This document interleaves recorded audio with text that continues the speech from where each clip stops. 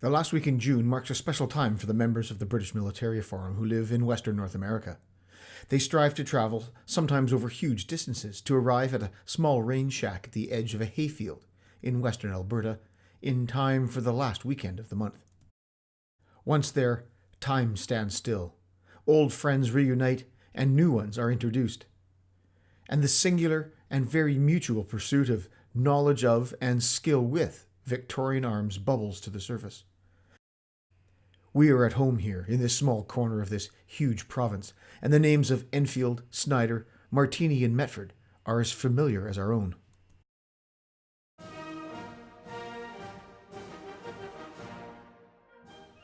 The shoot, which has been an annual occurrence since 2005, is open to invited and active members of the British Militaria Forum.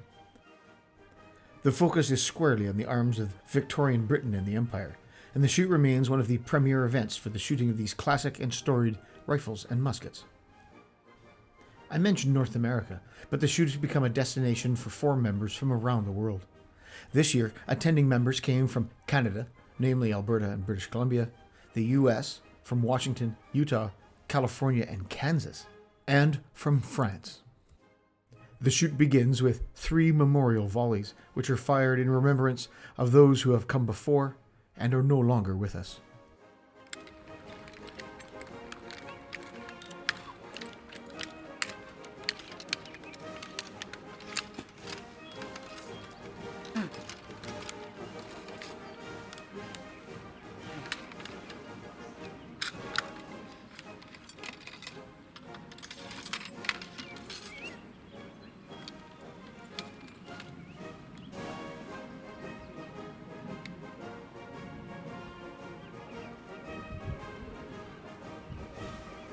At the targets at 40 yards.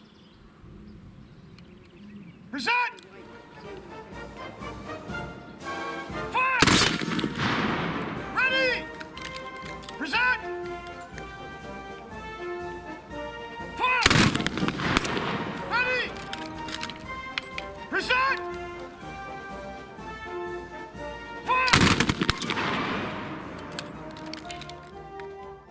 With the volleys complete, the shooting could begin. Our targets for this year's shoot were an interesting mix of old standbys and some new ideas.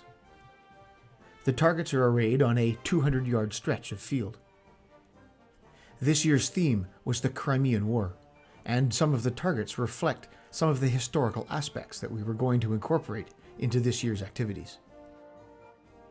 Our wonderful range shack is well positioned for a good view of the targets. Ranging from closest to farthest, they were as follows. The steel volley targets at 40 yards. One of our novelty targets, the Russian Horde, at 50 yards. The percussion smoothbore targets at 50 meters. The Victorian Rifleman Provincial Match at 100 yards. The Colin Clark Memorial Snyder Challenge targets at 150 yards. And a series of long-range targets at 200.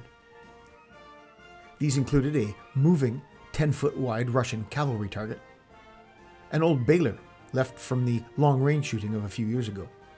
We also had a replica embrasure to mimic some of the earthworks found around Sevastopol, flanked by another long-range gong. In the center, we had a replica Russian gun crew complete with dummy cannon. This was for an anecdotal shoot taken from the Battle of Balaclava, where the rifle engaged at long range for the first time an artillery battery and won. And a series of gongs hung from a rail for plinking. A remarkable home for the Victorian riflemen of Western Canada.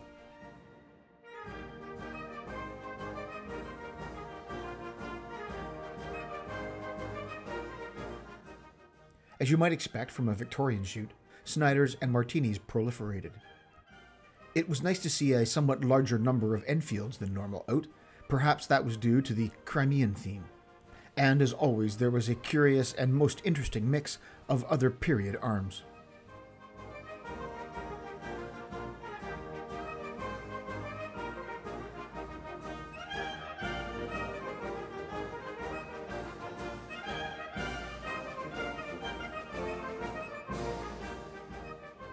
While free, unstructured shooting certainly makes up a large part of the shooting on the weekend, there are a few structured matches that we participate in. The oldest standing of these is known as the Provincial. The score is based on the best 10 of 13 rounds, fired in any position from 100 yards at a B-17 target. There are different categories for the various firearms used, and the scoring is broken into 3 tiers: bronze, silver, and gold. Why did you make the stock so long? Not mine, I don't know.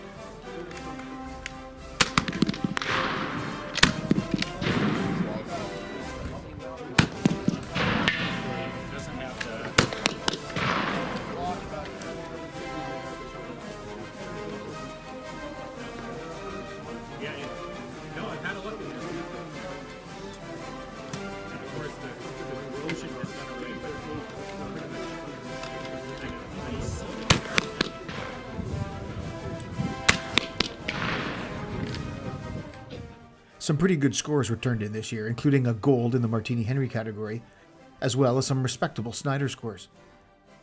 My P53 and Martin's Lee Metford seemed to do decently as well. Although it doesn't count officially in the shoot, the Kammerlader turned in a good score as well.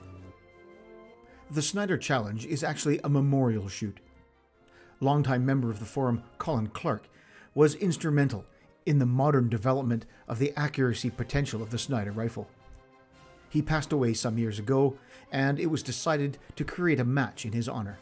It's the best 5 of 8 shots, fired in any position at 150 yards at a period, third-class target.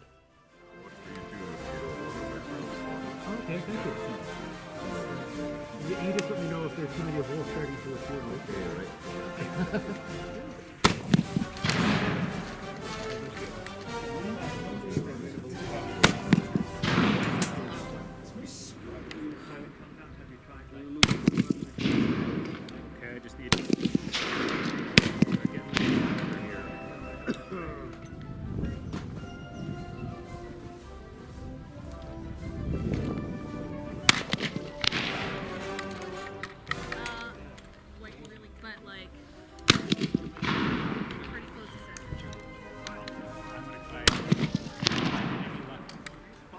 The match always draws a healthy number of contestants. The target, though historical, is rather large. However, the bull, where it counts, is only 8 inches. 150 yards was the minimum range that trained men would use their Snyders on the range at. This and the historical target make for an immersive experience. This year, the scores resulted in a shoot-off between Richard and Martin. Martin can probably say it best. Well, once again, Richard and I had to do a shoot-off, which seems to be a recurring theme. And Richard proved himself to be the better man this time. So, congratulations, Richard. Hey, huzzah! A relative newcomer to the shooting schedule is the International Percussion Smoothbore match. This is the best 10 of 13, shot standing without sling or support at 100 meters. The target is the MLAIC C200 target.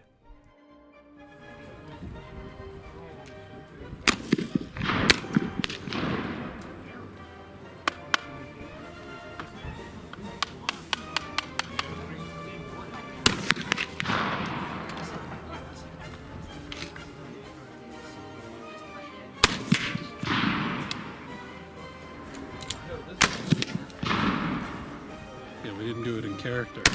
Usually, he's the...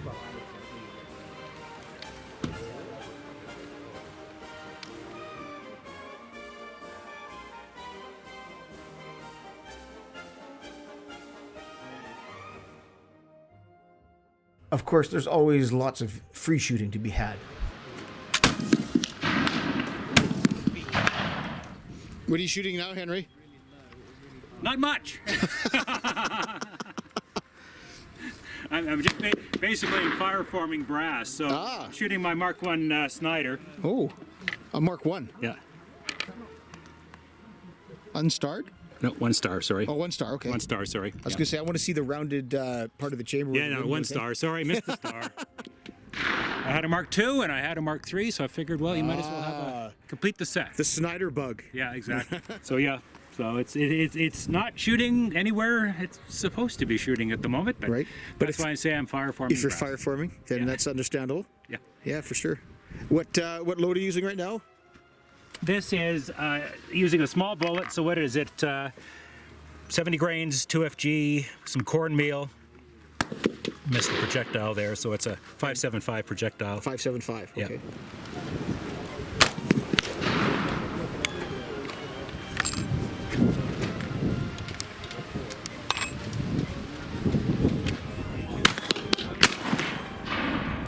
Johnny Yuma posted one a while back, a real beautiful, probable India Mutiny musket.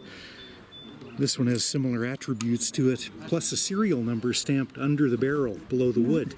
You don't normally see that. No. And some of the fellows tell me that's a typical sign of India usage. Right. It had the East India Company lion scrubbed off the back there. Right here? Yep, that's right. Have you shot it much? No, this is the first. Oh, first time? This is the first. The bore is rough. I just hate the feel of the bullets going in there. Yeah. And what are you shooting? Have you got? Was that literally your last round? No, I'm going to have Save a look some at the for- target now and do some more shooting maybe. And what are you shooting then? It's a Steve Brooks bullet, Right. a year mold. Yeah. Yep. These ones are a little on the light side. They're probably about 500 grains. Okay. I've started with a fairly light 65 grain powder charge. And the construction is as shown on on Rob's videos. Yeah. Have you got anything in your pouch? Yes, sure do. Okay. Yeah. Here we go. I used 2000s graph paper that I've been hoarding since I was a working geologist and have no more use for. Yeah. So now you got a use for it. Yep. Yeah. Yep. Nice. Exactly. And what did you use to? What kind of mix did you use to lubricate with? Oh, it's 1 part beeswax, 1 part tallow, and roughly a comparable volume of olive oil. So it's fairly soft. Yeah. Yep. And is it? You find that in this kind of temperature that it's still set? It's not kind of rendering at all? No, it seems fine. Good. Yeah, Right. it seems fine. I only built these about 2 weeks ago, and I put the powder in them last night in the tent. So Field expedient. yeah. Nice. But they function well. They slide in easily and seem to work great.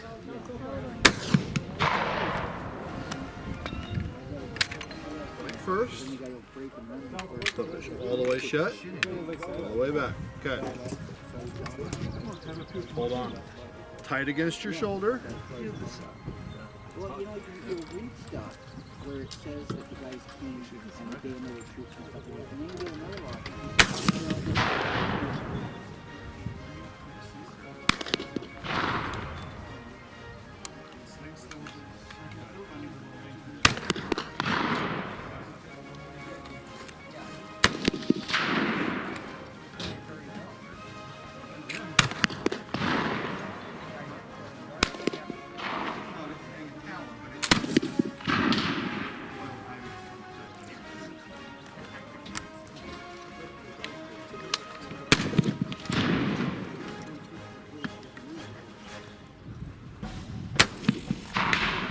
Got it.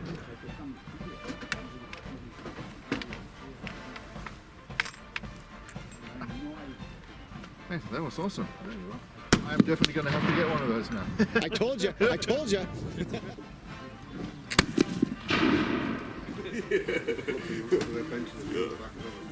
Now the threads are in good shape and everything. It's Crossbelts, ram-ons, right to both small arms.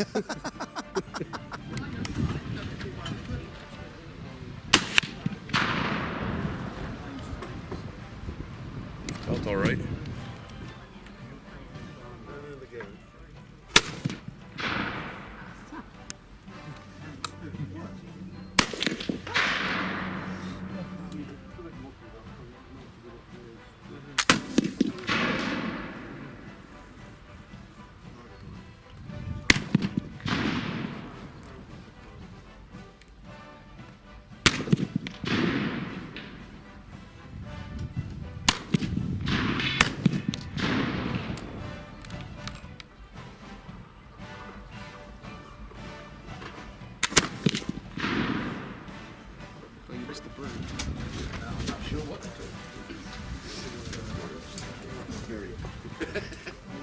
How'd you do?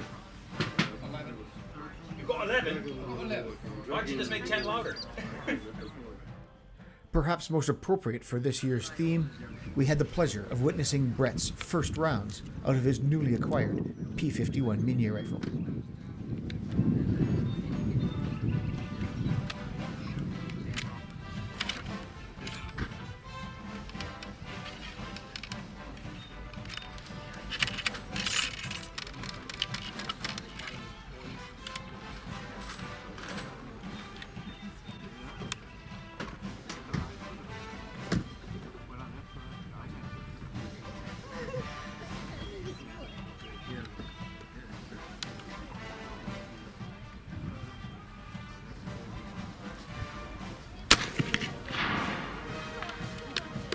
It's something. Beautiful. I gotta do another.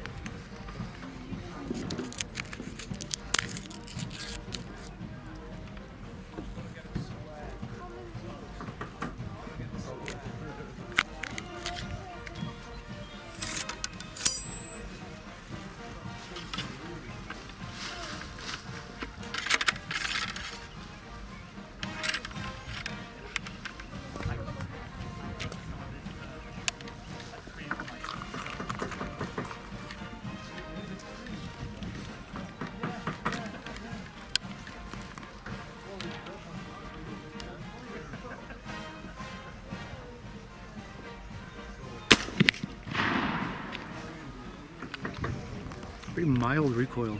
It is, eh? So it's a large bullet. Maybe what's the powder charge? It was 2.5 grams. 2.5. So it's the same. It's the same charge as the Enfield then. Yes. With a bigger bullet, so it's going to move it a bit slower, I guess, eh?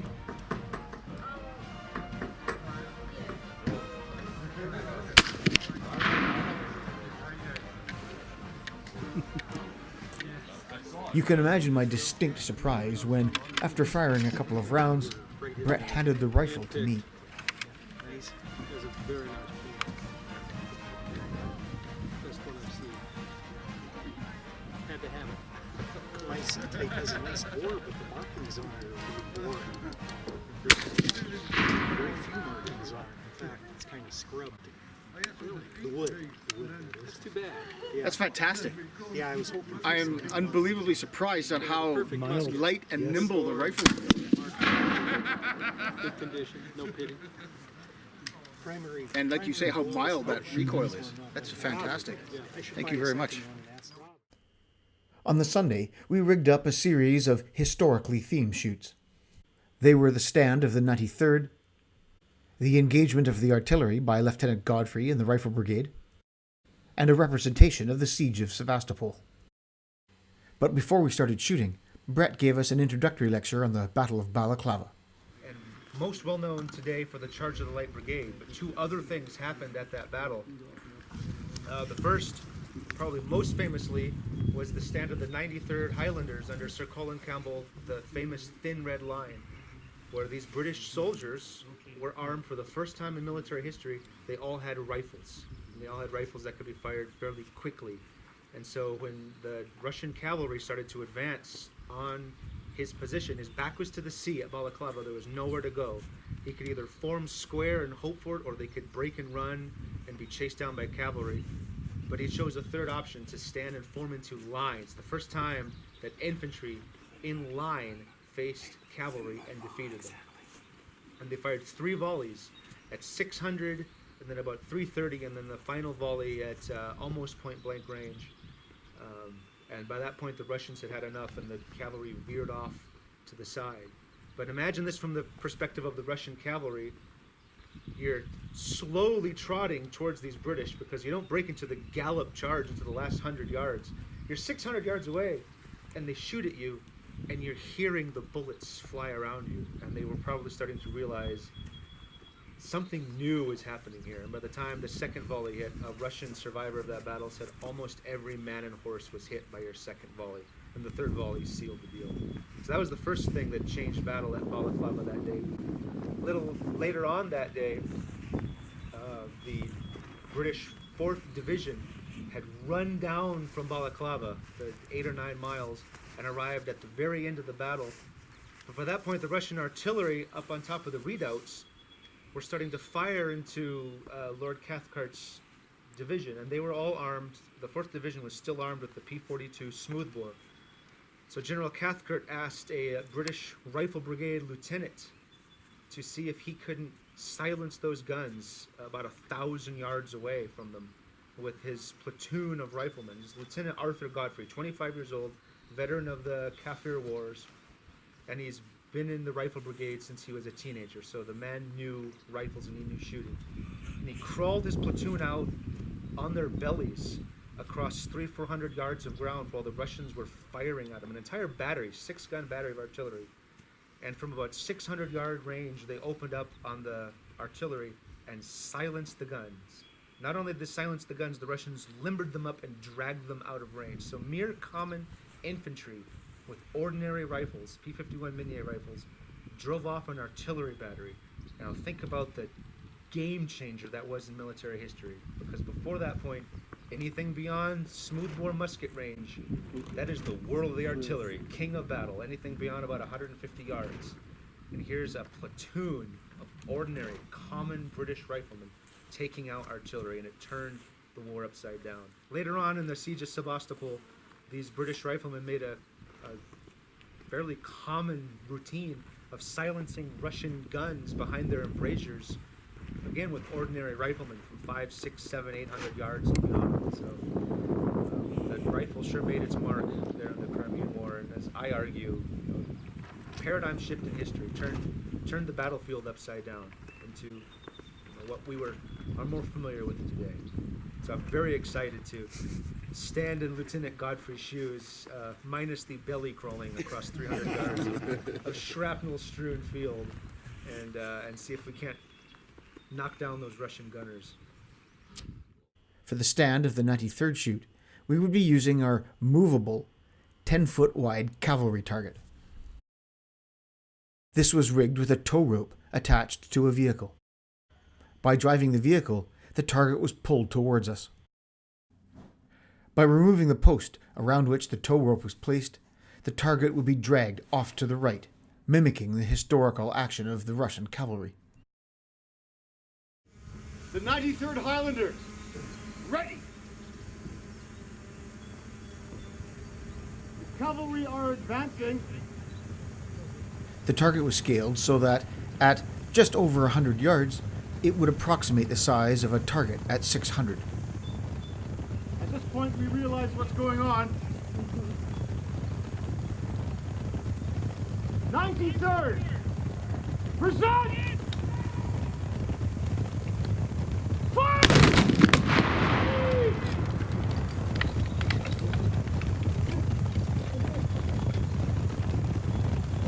While there was obviously no personal danger to anybody, the fact that the target was getting increasingly closer did provide some degree of, shall we say, urgency to the loading and readying.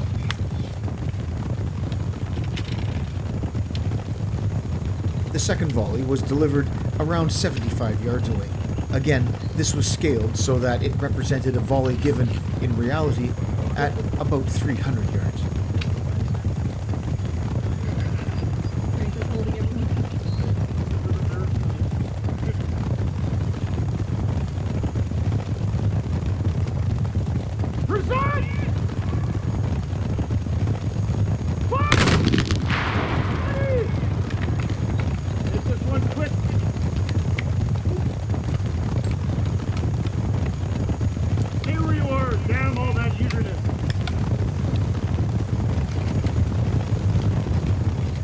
final engagement of the cavalry took place as they veered away to the right of the 93rd.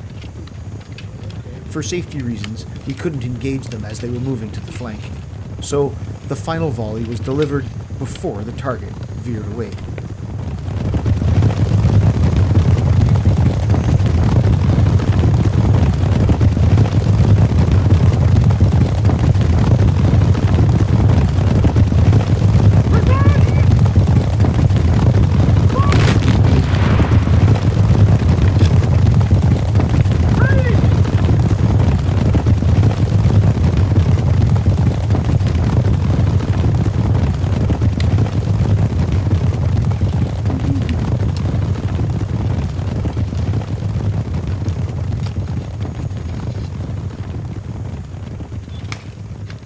Well done, 93rd, well done.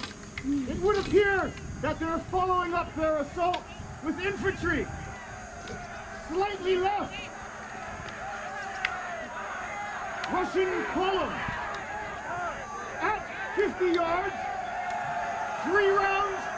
Independent. Come on!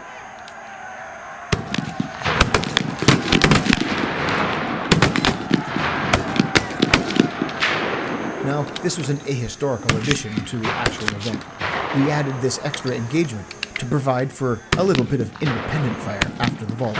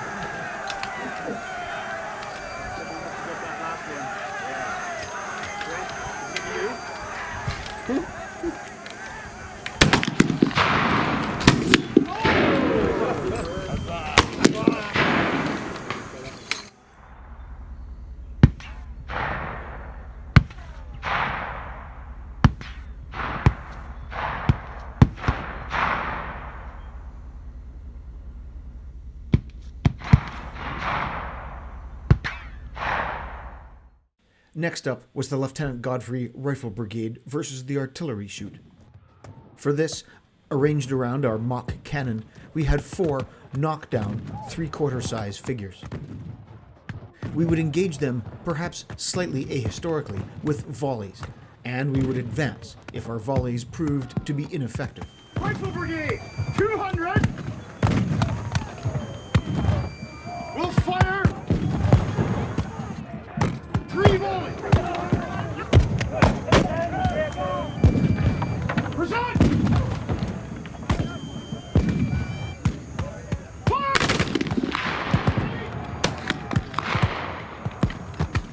Remember your sight settings. Thank you, Sergeant. Present.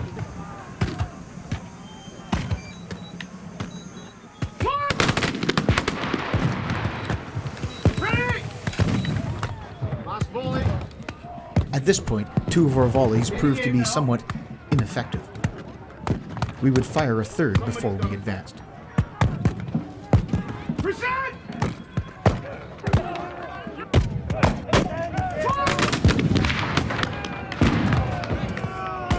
But there's still 2!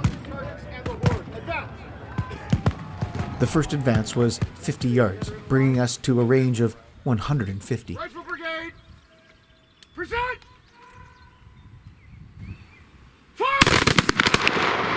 It took the 1 volley to finish the affair, so we moved forward to see the results. He's gonna die. 1, 2. That looks like a 702 But he's got his Caliber. the officer had his femoral artery severed. Whoa! So how many hits on Yeah, he's not having kids, is he? how many hits on our left gunner there? 1, 2, 5, more than 10. What about our number 4? It's hard to know what shrapnel and what isn't. Yeah, but it's just the plates tend to shrapnel the. Well, that's definitely a hole there. Good shooting, everybody. Oh, where's your bottom half? Oh, over there. Whoops. That was an excellent low guard, by the way. Oh. Take your bayonet with you, son. Don't let it go. 1, 2, 3, 4, 5. So I count. It's not going to be. I count 20 hits on man or horse. What do you, good shooting, 93rd. The final historical shoot of the day was the siege of Sevastopol. Whereas in the previous artillery shoot we shot in volleys, this shoot would be done independently. 44th. Load and ready. Commence firing.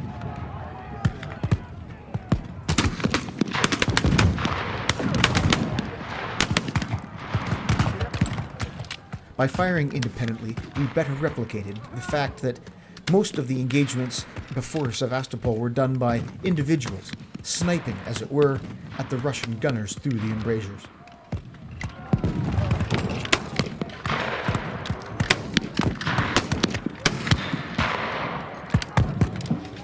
We're almost there.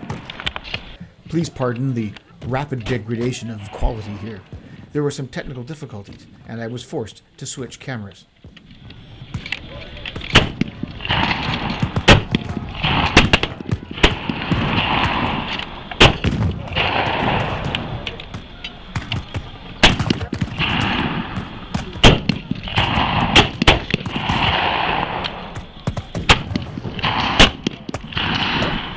Oh!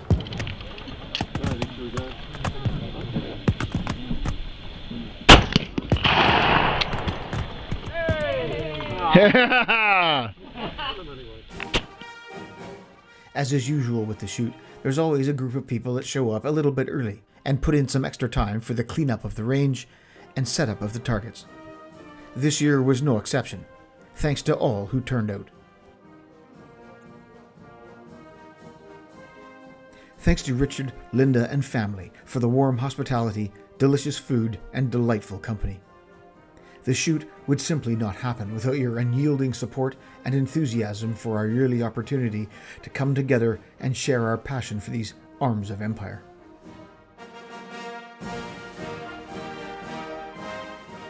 For those of you interested in Victorian musketry, Brett's book, The Destroying Angel, is a must-read. It's available on Amazon at the link below. I'd be remiss if I didn't mention that if you're in the market for brass or bullet molds for the Martini or Snyder, then Martin from X-Ring Services is your man. If you'd like to support the channel, please stop by our Patreon page. The link is in the description below. And for more information on projects and updates between videos, follow us on our Facebook page.